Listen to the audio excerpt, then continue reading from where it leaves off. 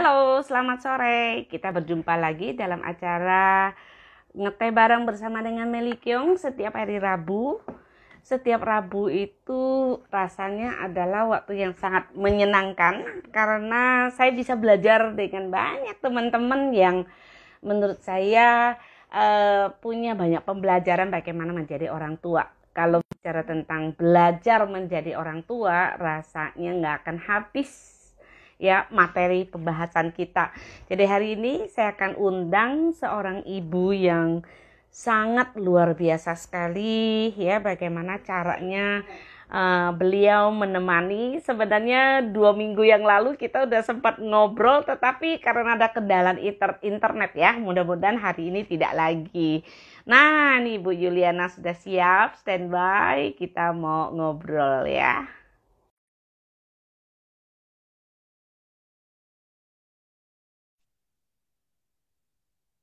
Halo Angel. Halo. Halo, Wah, apa kabar? baik. Apa kabar Bu Meli? Baik Baik, ya, mudah-mudahan hari ini internetnya bersahabat dengan kita ya. benar. Nah, ini kan coba lihat Ibu Yuliana nih. Orang bilang masa pandemi, biasa orang tua lagi stres sih Bu Yuliana. Banyak banget orang-orang yang stres ya. Terus tadi saya tanya tuh sama teman-teman kami yang di komunitas, bosen nggak sih gitu ya? Hampir semua menjawab bosen gitu ya, karena bosen. Ya mudah-mudahan hari ini kita kenapa hadirkan Bu Yuliana, supaya Bu Yuliana kita sama-sama ya memberikan semangat kepada teman-teman gitu, bahwa kalau kita mau melihat masalah itu sebagai masalah, maka masalah akan datang terus ya. Ya, Jadi benar. hari ini kita mau belajar gitu, bagaimana sih memindahkan ya, kita mindsetnya yang kita ubah, jadi kita melihat masalah itu sebagai sebuah prospek. Nah Bu Yuliana, akhir-akhir ini saya yakin bukan hanya orang tua aja yang stres ya, anak-anak yang paling kasihan sebenarnya kalau orang tuanya stres. Terus orang tua itu tidak tahu bagaimana cara mengolah stresnya, yang yang menjadi korban itu adalah anak-anak gitu ya. Ya mungkin sama gitu, kadang-kadang orang akan berpikir, wah enak sih Bu Yuliana anaknya udah gede gitu kan, gitu sama aja seperti saya juga. Orang bilang, wah untung aja anaknya Bu Meli baik-baik kayak gitu ngomongnya gitu ya. Jadi nah selalu ada apa ya, selalu ada alasan, ada reason gitu ya, gitu. Nah jadi hari ini kita lupain, yang mau punya alasan silakan, yang mau belajar sama kita ya terus gitu kan. Nah kalau kita bisa bosen, kita bisa karena kita nggak punya cara yang lebih kreatif untuk belajar gitu. Nah Bu Yul, kadang-kadang nih, kadang-kadang orang akan ngomongin, ah hidup bahagia, hari gini masih pikir tentang hidup bahagia gitu ya. Tentunya ini kan bukan sebuah hadiah ya, tetapi sebuah proses gitu. Nah, saya melihat bahwa Bu Yuliana itu menceritakan tentang sebuah prosesnya di sini, dan izinkan kami untuk belajar sama Bu Yuliana gitu. Nah, kira-kira dari mana nih kita Sama-sama harus belajar. memulainya? Sama-sama ya Bu Dari Meli, mana? sama-sama belajar ya. Betul, betul. Kita harus saling, karena gini, kenapa kami sama teman-teman itu bikin yang namanya kultur parenting ya. Jadi kultur itu artinya kan setiap orang punya kulturnya masing-masing gitu. Apa yang baik dipraktekkan oleh Bu Yuliana belum tentu cocok buat saya gitu kan, kira-kira kayak gitu. Nah, tapi saya bisa ngambil loh ide-ide dari Bu Yuliana. Ini ternyata bisa coba saya praktekkan, kan kayak gitu ya Bu Yuliana ya. Jadi tidak ada yang sempurna, Itu tetapi ya, di sini itulah kita saling gunanya belajar. kita berbagi dan Ya, belajar. Jadi betul. saya juga sering ikut sesinya Bu Meli, pasti ada aja yang saya dapat gitu Ya, dari Bu Meli. betul. Dari sisinya Bu Meli kan ada kelebihan sendiri, dan juga Ya, pasti teman-teman ya. juga bisa menangkap gitu ya. Ya, Betul, kita betul. karena topiknya ya, saya akan menyapa dulu ya Ibu Bapak, Ya, teman-teman. Selamat silakan. sore. Selamat sore. Terima kasih saya untuk Bu Meli, saya udah diundang untuk berbagi di sini ya, senang sekali. Topiknya hari ini adalah mewujudkan keluarga bahagia. Mungkin saya akan ambil dari keluarga dulu ya Bu Meli ya, keluarga. Ya, Pada saat ya. Ya, pada saat pandemi ini tentunya kita beranggapan nih keluarga nih ngumpul nih satu rumah. Sudah banyak sekali hal-hal yang misalnya TV satu rebutan tuh nonton TV atau apa gitu ya. Nah, Hmm. kita yang paling penting dalam keluarga kita itu satu, hilangkan ego kita. Nah, itu satu, ego. Kenapa dibilang aku? Hmm. Nah, ini TV-ku, ini sepedaku, ini mobilku, semua gitu. Dan keluarga juga begitu. Misalnya ini suamiku, ini anakku. Jadi ego kita itu yang paling penting kita singkirkan. Kalau bisa tuh kecilkan sekali ego kita. Dalam keluarga, Hmm. dalam juga berbisnis, semua deh. Semuanya gitu ya. Karena ini topiknya Hmm. keluarga, tentunya di keluarga kita walaupun kita punya anak nih, anak kita. Nah, kita harus kecilkan tuh ego kita. Jangan bilang ini anak saya harus begini, dia harus ikutin saya gini-gini, enggak. Karena mereka juga punya jalan sendiri ya, apalagi kalau sudah besar ya. Ya kebetulan saya Hmm. anaknya udah besar, jadi saya mengambil waktu kecil kita pun bisa bertanya kepada dia ya, maksudnya bertanya kepada anaknya, kamu suka nggak? Misalnya waktu itu saya lesin anak saya balet, terus sudah berapa bulan saya tanya, kamu suka nggak kalau balet ini? Atau kita nggak bisa memaksa dia juga, karena nantinya tidak maksimal tentunya ya. Jadi Hmm. makanya Hmm. makanya untuk mewujudkan keluarga bahagia ini, itu pertama dari diri kita sendiri dulu. Dari kita Oke, sendiri, ego ya itu ya yang pertama egonya, kali harus. egonya itu harus dikecilkan. Mau anggota keluarga siapa, jangan menunggu anggota yang lain. Misalnya bilang begini, ah biarin aja nanti suami saya yang duluan minta maaf atau apa. Kita duluan, karena yang membentuk suatu keluarga itu adalah seluruh keluarganya. Kalau kita yang duluan, ya nggak menutup kemungkinan keluarga yang lain juga ikut bersama kita gitu. Jadi kalau misalnya kita ingin nih keluarga bahagia nih, ya kita wujudkan dulu ya dari diri kita sendiri dulu. Kita ego kita kecilkan. Nah, di sisi lain ya, dalam keluarga itu harus merasa nyaman satu sama lain. Yang paling penting juga Hmm. yang kedua, tadi ego, yang kedua ini nyaman ya. Jadi satu sama Memberikan lain. kenyamanan ya. Benar sekali. Jadi kita itu membuat anak-anak, suami di rumah itu merasa nyaman gitu. Jangan, maksudnya kita kan biasa ibu nih masak nih, masak yang kesukaan kita sendiri. Nah, itu ego kita gitu. Kita harus membuat mereka nyaman. Kadang masakan yang anaknya suka, kadang masakan yang suaminya suka. Jadi sama-sama berbagi, merasa nyaman ya kalau makan di rumah.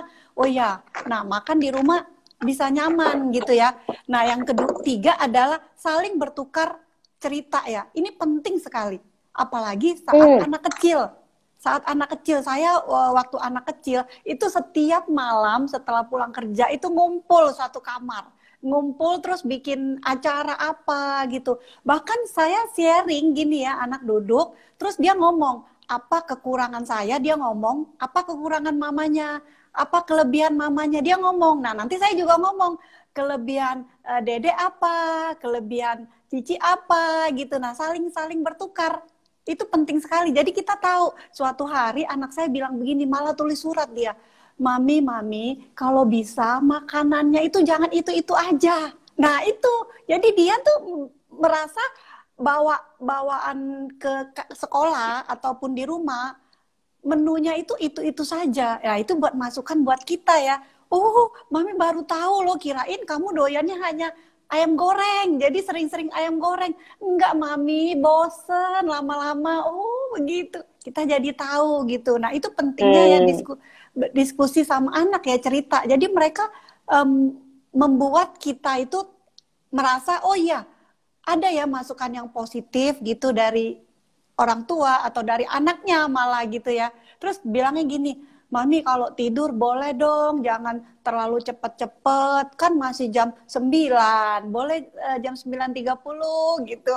Nah, jadi dia ada cerita gitu ke kita, oh gitu ya Dedek maunya agak 30 menit untuk cerita-cerita, iya belum habis ceritanya gitu. Itu pada saat masih kecil, misalnya umur 5 atau sampai 10 tahun itu bisa tuh. Jadi mereka seneng tuh cerita ya, apa yang kita ceritain. Kalau saya tuh anak pulang sekolah pasti saya tanya, tadi di sekolahan ibunya ngajar apa aja gitu. Nah, nanti dia jawab tuh, kita bilang gini, terus di sekolahan kamu ada tuh anak yang bandel, tadi berantem, Dedek berantem nggak? Enggak, oh pinter gitu. Jadi dia pasti cerita gitu. Nah, itu dibentuk dari kecil, lama-kelamaan tuh terbiasa. Jadinya itu saling mendukung ya satu keluarga ya. Ada masalah apa, jadi mereka merasa nyaman gitu ketika bersama kita gitu ya, Bu Meli. Yang ketiga adalah sempatkan makan bersama. Nah ini yang paling penting. Jadi kita itu misalnya sore hari atau misalnya kalau kerja ya nggak mungkin ya siang makan bersama, sore hari sempatkan makan satu meja bersama. Dan lupakan itu yang namanya HP ya, HP ditaruh dulu, jangan makan bersama tapi HP masih dipegang gitu ya. Belajar, kita juga belajar melepas ya, melepas ego juga ya gitu ya. Dari ini mungkin ada masukan dari Bu Meli, diskusi gitu. Mungkin dari saya 3 dulu, nanti lanjut gitu. Oke. Nah, buat teman-teman yang lagi menyaksikan kita, kalau ada yang mau ditanyakan sama Ibu Yuliana, silakan ya. Gitu. Jadi intinya adalah Bu Yulia ini memberikan ruang ya kepada anak itu untuk boleh bercerita, gitu ya. Jadi tidak hanya anak itu hanya mendengarkan satu arah aja ya. Pokoknya mami udah siapin makan gitu ya, nggak seperti itu ya gitu.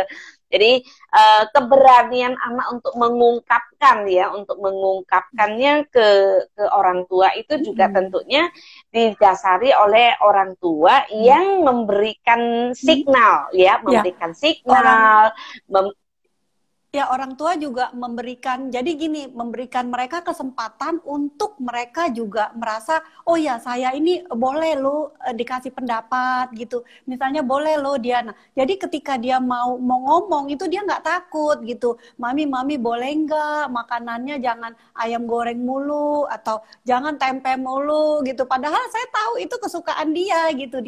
Kita kan orang tua pikir udahlah kesukaan dia aja terus-terusan, tapi dia juga bisa berkomentar ke kita. Jadi kita, oh ternyata Dedek tuh nggak suka ya kalau ayam terus gitu. Iya boleh mami, mungkin seminggu 3 kali gitu. Jangan tiap hari ayam terus gitu. Kan jadi kan soalnya kalau makanan yang lain biasa kan nggak dimakan. Nah, saya pikir ya udahlah tiap hari aja ini gitu. Ternyata kan nggak seperti yang kita bayangkan ya. Jadi walaupun anak kecil dia juga mau berpendapat ya. Nah, itu penting sekali untuk kita mendengarkan.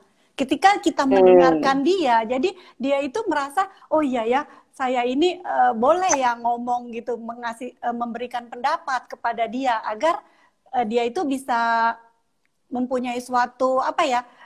Oh ini saya dihargai seperti itu. Jadi anaknya juga nggak takut gitu.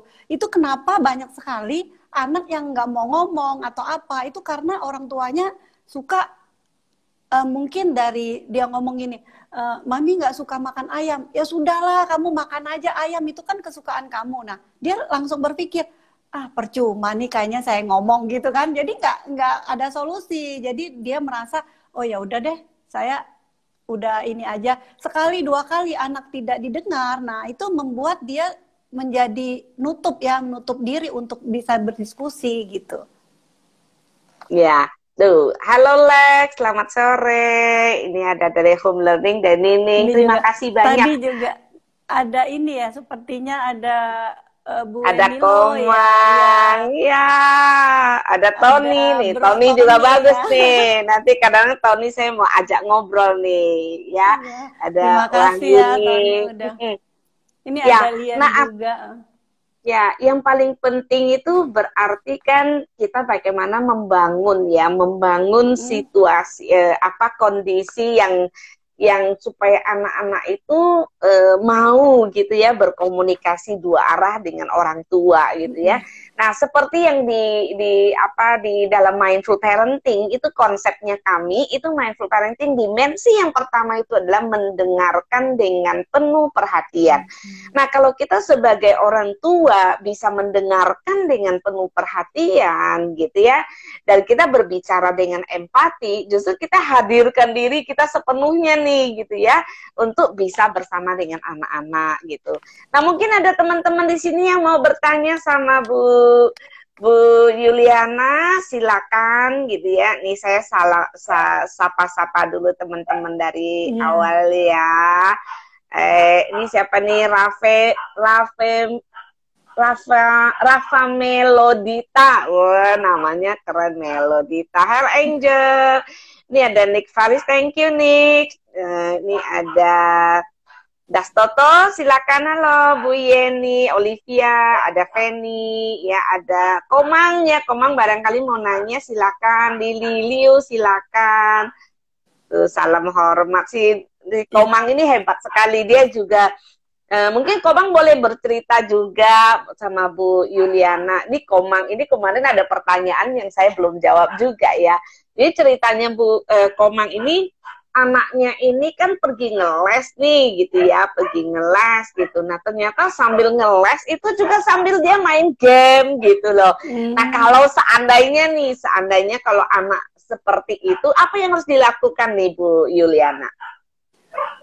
Maksudnya dia di mobil gitu ya, main game gitu ya? Bukan, dia sekarang kan anak-anak sekarang kan lumayan multitasking ya, hampir sampai semua anak-anak ya.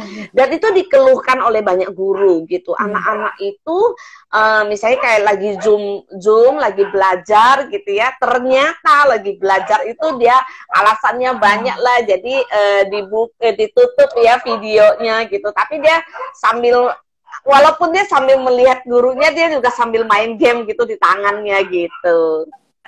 Biasanya nah, kalau seperti itu apa yang harus dilakukan? Ya, biasanya kita tuh menjadi orang tua ya, tentunya kita sendiri juga nggak bisa lepas ya dari namanya gadget ya. Jadi kita itu memberikan dia, kalau ini anak masih kecil, memberikan dia waktu ya. Kita kasih misalnya jam segini sampai jam segini nanti kamu boleh main. Jam segini, kamu kan sekarang kalau lagi pandemi gini mesti online dulu gitu. Nah itu bisa disimpan dulu atau apa gitu. Itu atas kesepakatan bersama tentunya ya. Jadi ketika dia online school juga, jadi dia happy gitu, nggak merasa terbebani. Oh ya, abis ini saya akan main nih nanti gitu. Jadi membuat dia itu termotivasi juga. Jangan, oh ini seharian pokoknya nggak boleh main. Ya nggak mungkin juga kan, karena di ini sendiri juga memang pakai gitu ya, main game itu udah biasa ya sepertinya ya. Jadi maksudnya nggak menutup kemungkinan kita tuh juga memberi waktu ya kepada anak ya. Tentunya me time untuk anaknya juga kita kasih ya, bukan kita sendiri. Misalnya kita ini ego kita nih yang tadi dibilangin, ego kita maunya anak seperti ini, maunya ini. Nah itu kita harus berdiskusi ya sama anak. Kamu maunya jam berapa waktu main kamu? Ini kan online-nya jam segini sampai jam segini. Jadi kita sama-sama atur waktu sendiri gitu, buat catatan. Nah, gitu.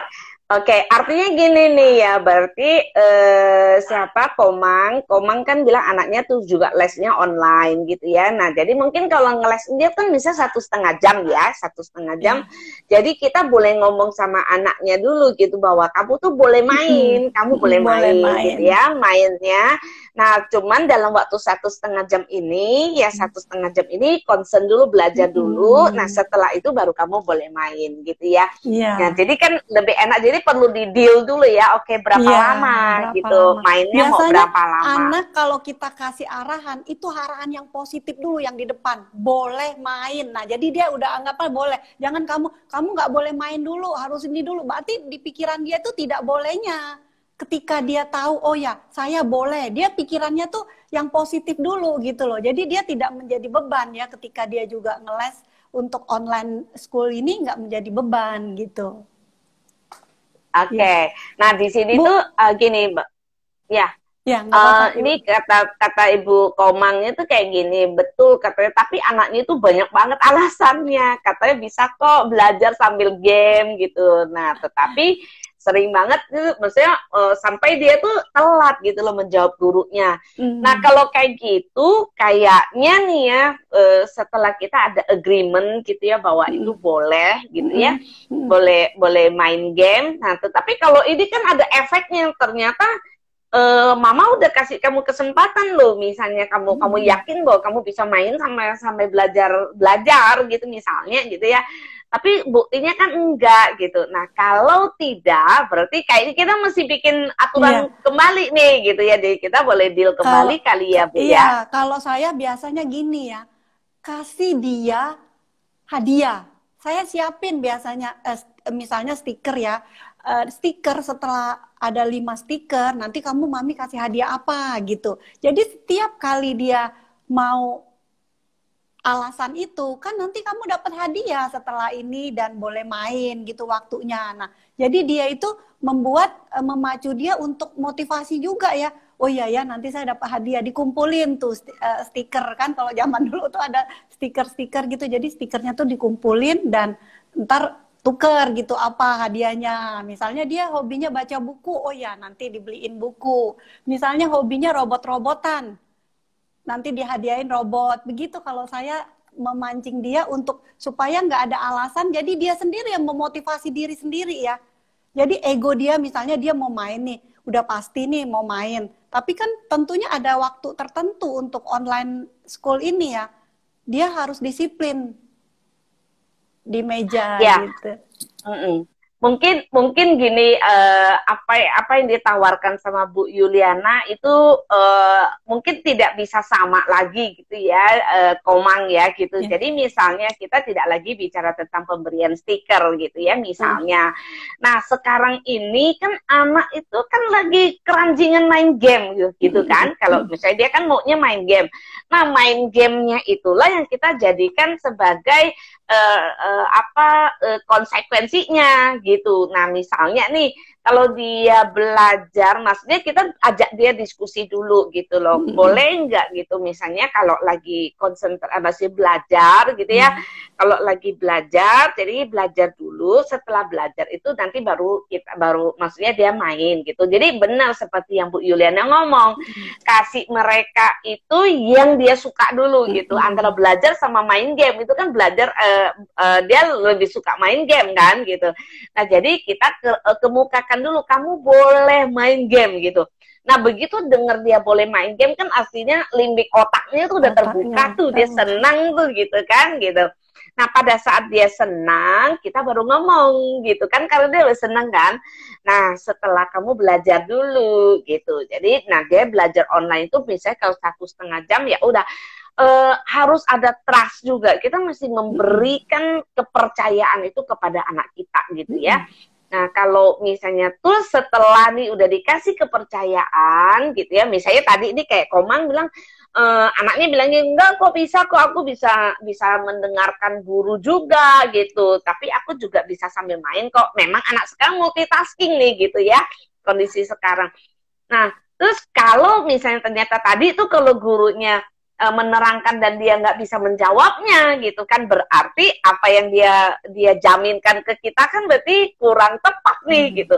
Nah di situ nggak usah judge dia kali ya, jangan menghakimi dia, tetapi ajak dia diskusi lagi gitu loh. Oh ternyata tadi mama udah percaya bahwa kamu bisa sambil belajar sambil main tuh misalnya, tapi kenyataannya belum bisa. Nah, jadi kita harus bagaimana nih sekarang? Jadi mungkin boleh bikin aturan kembali gitu ya.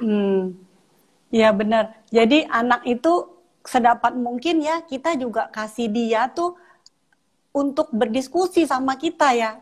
Baiknya kita bertanya nih, baiknya Dedek maunya gimana? Jadi mami ikut deh supaya misalnya jadi nilainya bagus. Oh iya, saya mau nanti begini-gini. Kalau misalnya pendapat dia ada kemungkinan betul ya, ya kita coba ikutin. Oh, oke deh, coba ya mami ikutin dulu ya, Dedek punya ininya gitu, aturannya atau diskusinya, usulannya. Nanti kalau misalnya benar, boleh. Tapi kalau misalnya nggak benar, kita balik lagi ya ke yang tadi ya. Misalnya belajar dulu, baru setelah itu main game. Nah, mungkin dia berpikir akan lebih masuk akal ya, seperti itu. Ya, iya. Kalau dulu waktu anak saya masih kecil ya, gitu, saya malah balik ya, dipikir terbalik gitu ya, karena saya tahu dia suka main, jadi oke, kamu main dulu gitu. Jadi main mau berapa lama gitu ya. Nah, mau main dulu gitu. Oke, mau main berapa lama? Main 1 jam gitu. Ya udah. Nah, sampai jam berapa gitu kan? Nah, setelah dia main 1 jam kita udah penuhin, habis itu dia baru belajar. Nah, di situ sebenarnya tidak lebih tidak terdistraksi kalau menurut saya sih seperti itu. Ya, Oke, ada lagi nggak nih yang mau bertanya nih, Bu Yuliana nih? Saya akan ini lagi sedikit kan tadi kan udah ada keempat ya, yang tips satu lagi. Ini juga ini bukan untuk jadi kita itu yang paling penting tadi kan ego, terus udah gitu ini adalah setelah kita berumah tangga mewujudkan keluarga bahagia itu dengan menomorduakan teman. Jadi gini, biasanya kan kita setelah married gitu masih aja berteman gitu. Bukan berarti nggak boleh berteman. Jadi gini, kita menomorduakan teman dalam arti kita menomorsatukan keluarga. Jadi keluarga itu adalah nomor satu. Misalnya nih ada ya kita kan diajak makan nih sama teman misalnya, tapi kan ini kan waktunya kumpul keluarga misalnya hari Sabtu atau Minggu gitu, kita bilang ke teman kita, ya maaf ya karena saya udah berkeluarga, jadi waktu untuk keluarga saya ada gitu, itu kita bisa ini, jadi nomor satu itu keluarga. Nah, keluarga merasa bahwa dihargai, juga merasa itu membuat keluarga itu akan bahagia karena menjadi suatu suatu kebiasaan yang waktu bersama gitu.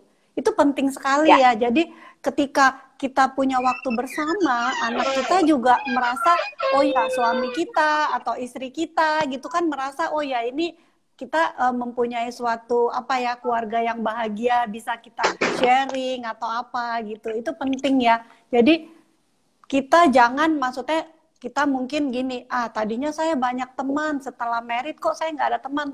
Pasti teman kita juga mengerti ketika kita bicara seperti itu ya. Maaf ya, sekarang saya udah married gitu atau punya keluarga, jadi saya harus menomorsatukan keluarga. Seperti itu ya, Bu Meli. Jadi membuat ya. Ya, terima kasih banyak Bu Yuliana. Ini ada halo Susiwati Tan, selamat sore. Ada Sis Brenda nih, Sis Brenda juga saya mesti minta waktunya Sis Brenda nih untuk bicara tentang keluarga juga nanti ya. Nah, ini Komang bilang terima kasih banyak ya. Ini ada Bu Susi ya, terima kasih Bu Susi sudah join. Ini kata Komang bilang terima kasih banyak gitu ya. Saya langsung menangkap maksudnya ya. Mudah-mudahan Komang bisa menerapkan gitu apa yang kita dapatkan dari Bu Yuliana tadi gitu ya. Supaya kebetulan Komang ini juga sambil bekerja, jadi dia bekerja gitu ya. Jadi ini yang kita bisa sharing. Mudah-mudahan banyak orang yang dapat manfaatnya dari sini. Nah, Bu Yuliana, saya sebenarnya pengen banget mengulang sedikit ya dengan yang 2 minggu lalu yang kita terdistract tempo hari sehingga kita gak punya rekaman gitu ya. Nah, Bu Yuliana kan bicara tentang bagaimana sih kita merealisasikan mimpi anak kita gitu ya.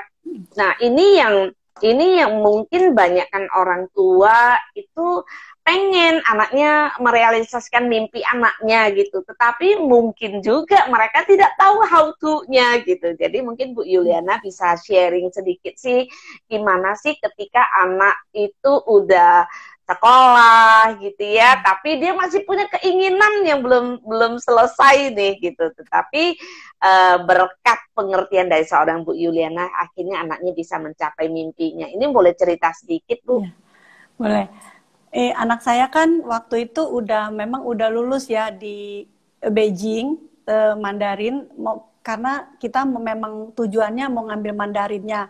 Nah itu adalah keinginan saya dan waktu saya diskusi juga dia juga setuju gitu. Nah tetapi setelah dia pulang dan kebetulan dia juga bantu di perusahaan saya ya, itu masih ada keinginan lain yang mungkin impian dia mau melanjutkan sekolah lagi, tapi kan dia nggak mungkin karena anaknya baik atau apa nggak berani ngomong, dan saya merasa gitu, Dek kayaknya kamu pengen sekolah lagi ya gitu. Terus dia bilang gini, oh iya kok mami tahu gitu. Ya mami rasanya lihat kamu sepertinya suka gitu kan, karena saya sering ajak diskusi. Jadi kan saya tahu oh dia buka-buka maksudnya nyari di webnya tentang sekolah atau apa gitu. Bener ya boleh gitu. Terus saya bilang gini, kalau memang itu impian kamu dan kamu juga merasa bahwa ini akan terwujud gitu kalau dengan dukungan orang tua, makanya dia bilang gini, oh ya mami aku pengen banget, dan dia mengungkapin gitu, pengen banget sekolah di sana, sekarang lagi di Swedia ya, dia pengen banget sekolah di sana dan itu emang mimpi dia gitu. Nah ketika saya gitu, oh ya kalau gitu mami dukung kamu, kalau memang kamu mau ke sana dan memang ini, ternyata pas di sana dia tuh happy banget. Jadi apapun yang dikerjain ketika kita merasa bahagia ya, apa yang kita kerjain itu maksimal. Jadi itu yang paling penting. Jadi harus membuat diri anak dan diri kita itu bahagia dulu. Apa yang kita kerjakan ketika dengan hati yang gembira itu hasilnya akan luar biasa dibandingkan dengan yang biasa-biasa saja. Misalnya biasa-biasa saja lah sekolah, aku memang harus gitu kan, sekolah ini harus. Beda sekali dengan yang senang gitu. Kalau memang dengan gembira tuh kayaknya membuat apa ya, energinya tuh positifnya, energi positifnya itu banyak gitu. Jadi apapun yang dilakukan mungkin dengan pencapaian nilai yang bagus dan juga hasil-hasil yang lainnya juga. Di sana juga bukan hanya belajar aja, dia banyak sekali ngambil-ngambil juga, misalnya dia ngambil musik atau apa gitu. Nah itu membuat ada plusnya juga ya ketika dengan perasaan gembira. Itu dia merasa, wah ini saya tuh merasa bener loh ketika impian saya tercapai, oh saya pengen banget nih sekolah di sana gitu. Ketika dia ke sana dan merasa kayaknya wah gimana ya, saya udah terwujud nih impian saya gitu. Jadi membuat dia itu juga merasa apa ya, pede juga gitu kan.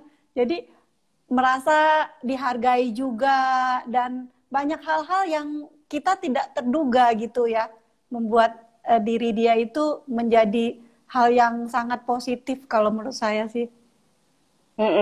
Jadi kan intinya adalah saya lihat Bu Yuliana tuh mempraktekkan mindful parenting banget gitu ya. Jadi ketika kita bisa hadirkan diri sepenuhnya gitu ya, sehingga banyak sekali hal-hal kecil yang mungkin tak terlihat sama orang lain, tapi kita sebagai seorang ibu yang mindful itu bisa tahu ya dari gerak-geriknya gitu. Jadi bukan berapa banyak waktu kita bersama dengan anak-anak, tetapi waktu yang sedikit itu tapi kita bikin waktu yang sangat berkualitas ya.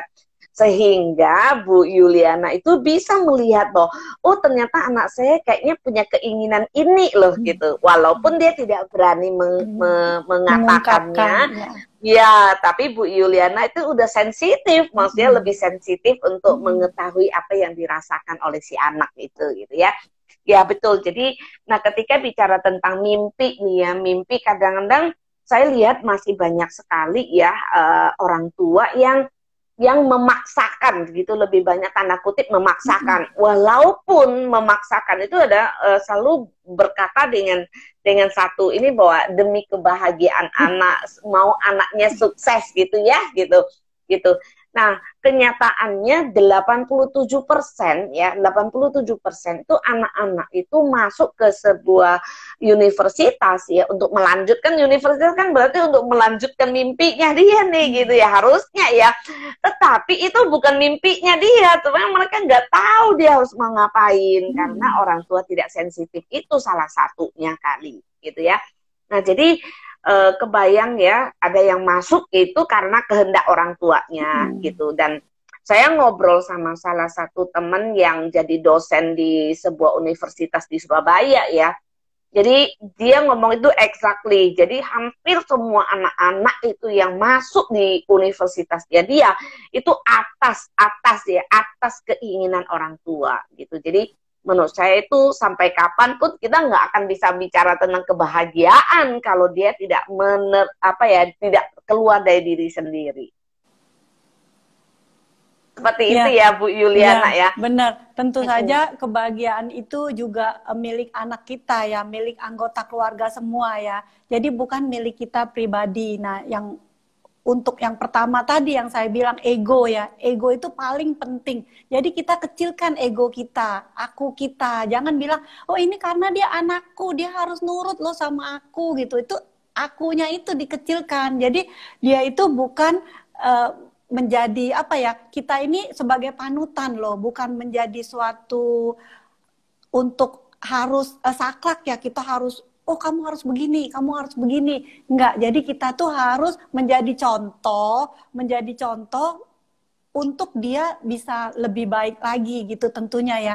Pasti kalau misalnya kita memberi contoh yang baik, anaknya juga merasa, oh iya ya benar ya, pendapatnya ini akan lebih didengar gitu sama anaknya. Ketimbang kita langsung, oh kamu harus begini, begini, begini. Jadi merasa dirinya itu tidak dihargai seperti itu ya, Bu Meli. Ya, terus ada lagi nih yang menarik nih. Saya sebenarnya tidak ingin mengaitkan ini tentang sebuah ajaran ya agama gitu, itu tidak ya gitu. Tapi waktu itu Bu Yuliana kan menceritakan betapa sulitnya nih melepaskan anak untuk pergi begitu jauh gitu ya, sampai nangis sampai berbulan-bulan nih, ya, gitu ya. Nah, ternyata ada triknya nih gitu, yang Bu Yuliana bicara bahwa dengan meditasi nih. Nanti mungkin teman-teman ini kan jadi bingung apa hubungannya meditasi diam-diam dengan gitu ya. Nah mungkin boleh cerita sedikit. Oh iya, boleh. Ini makasih Bu Meli sudah ingetin saya ya untuk ini. Jadi saya tuh melekat sekali karena mungkin ya dari kecil ya karena terbiasa bersama gitu ya Bu Meli. Jadi saya tuh sangat melekat sekali sama keluarga, terutama sama anak. Ketika anak baru pertama kali mau pergi kuliah ya ke luar negeri, itu saya sampai nganterin pulang tuh sampai nangis, mata bengkak-bengkak. Itu kayak kungfu panda, tahu kungfu panda, pokoknya hitam-hitam. Mata udah bengkak itu tiap hari orang ke kantor sampai karyawan saya bilang gini, ibu kenapa? Oh nggak apa-apa, sampai malu gitu, nggak berani oh. Saya pulang dari ini aja di pesawat saya masih nangis ya. Terus sebelah saya ada bapak-bapak, dia nanya saya, kamu Dek kenapa ya nangis? Saya mau jawab juga, udah nggak usah jawab. Sampai dia bilang begitu, nggak usah jawab, udah kasihan maksudnya gitu kan. Nah itu kita tuh kadang nggak sadar bahwa kita itu melekat loh sebenarnya sama anak. Kita pikir kita sayang sama anaknya gitu. Udah kamu pulang aja, nggak usah ini, di Jakarta juga bisa gitu, misalnya kuliah yang lebih bagus gitu kan. Nah tapi secara nggak sadar kita itu tidak melatih dia untuk mandiri. Kalau kita lepas dia begitu, berarti kita tuh udah mempercayai dia bahwa kamu bisa untuk mandiri. Itu penting sekali. Nah itu saya waktu itu teorinya sih gampang ya. Teorinya gampang banget. Orang suami saya nasehatin, teman-teman juga nasehatin. Terus anak saya malah yang cowok itu waktu itu dia masih SMP kalau nggak salah. Saya setiap hari tuh masuk ke kamar anaknya, buka-buka pintu, terus lihat-lihat bajunya. Padahal anak saya yang kecil bilang gini, Mami, Cici kan nggak ada di sini, ngapain lihat-lihat sini? Padahal begitu loh, kayak orang kehilangan gitu, jadi bingung sendiri mau ngapain gitu. Dan nasihat orang itu nggak ada yang masuk di otak kita, pokoknya udah intinya aku aja gitu, melekat sekali, itu bahaya sekali. Nah itu pada suatu hari saya itu diajak temen untuk ikut meditasi. Waktu itu saya juga nggak tahu apa sih meditasi, saya nggak ini. Hubungannya nah, apa gitu ya? Gitu kan. Tapi karena saya sudah terpuruk nih, udah 2 bulan nih, mata saya bengkak-bengkak nih, kalau lihat tuh malu gitu kan, karena sebenarnya nggak mau ngomong nih, matanya bengkak-bengkak gitu kan, malu. Nah, tapi akhirnya ini saya sharing supaya teman-teman juga mendapat manfaat ya tentunya. Akhirnya saya, boleh juga deh. Waktu itu dia bilang, Bu Yuli temenin saya, jadi saya juga maksudnya kan saya jemput dia, akhirnya kita meditasi bersama di wihara ya waktu itu. Nah akhirnya saya pas saat itu saya juga bingung ngapain sih duduk begini ya. Tapi ketika pertama kali duduk saya ikutin instruksi yang diajarin ya. pokoknya diam, nggak boleh gerak gitu. Nah ternyata berhasil gitu, dan saya langsung merasa, wah kok bisa ya, maksudnya pelan-pelan gitu. Nah akhirnya seminggu, 2 minggu gitu, saya merasa loh ada perubahan dalam diri saya gitu. Saya mengerti itu melepaskan. Kalau kita meditasi itu kan nggak boleh ngomong, diem aja, gatel juga diem aja. Nah itu kita tuh bener-bener diajar untuk bagaimana cara melepas gitu. Jadi biasanya kan kita ada waktu itu ibu-ibu sebelah saya ya, dia bilang begini, 15 menit atau 5 menit dia langsung pulang. Kenapa? Dia bilang gini, saya nggak bisa, kompor di rumah belum dimatiin. Jadi itu nggak bisa melepas dari pikiran kita. Ketika kita merem, itu diem, pasti pikirannya tuh muncul. Ngapain kamu duduk? Ngapain kamu ini? Banyak sekali alasan yang muncul ya. Tapi ketika kita bisa menyadari bahwa itu hanyalah suatu pikiran kita yang membuat diri kita ini akhirnya bisa belajar melepas ya. Itu sangat bagus sekali. Dan saya mendapatkan manfaat ketika 2 minggu ya.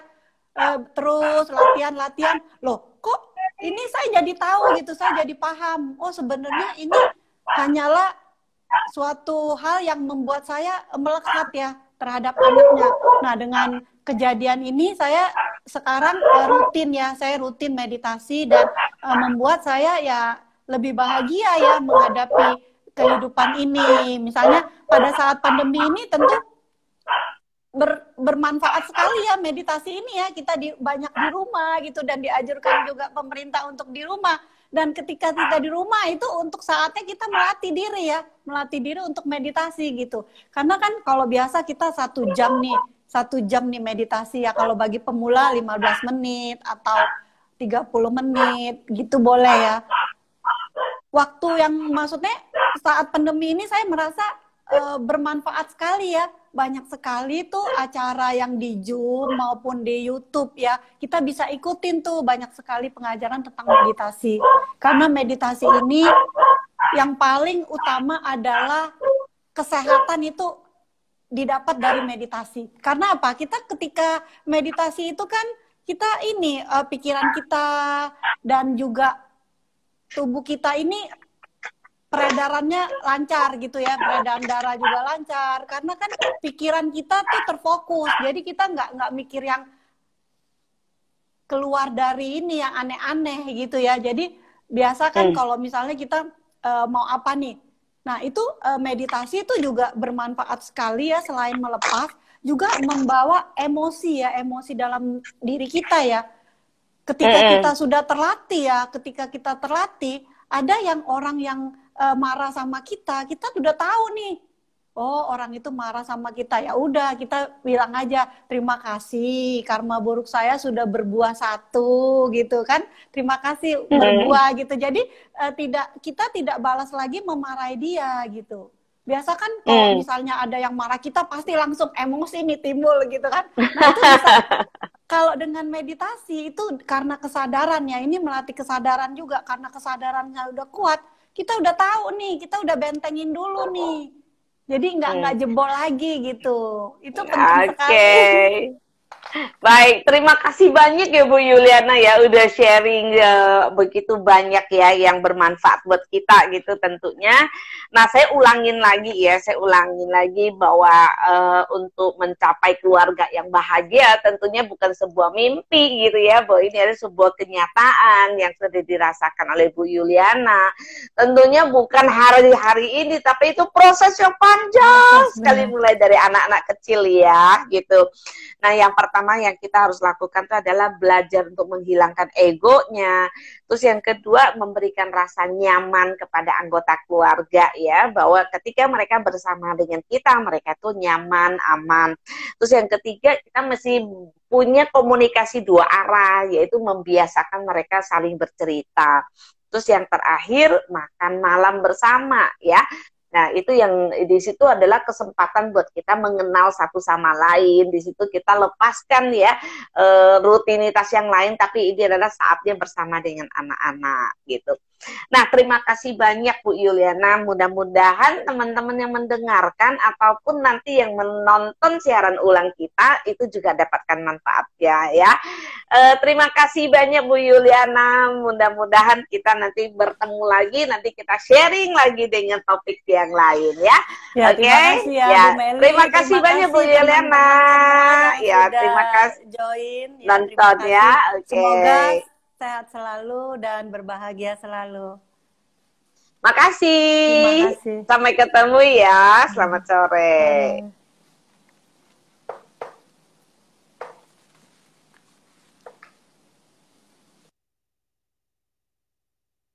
Ya, teman-teman, terima kasih banyak.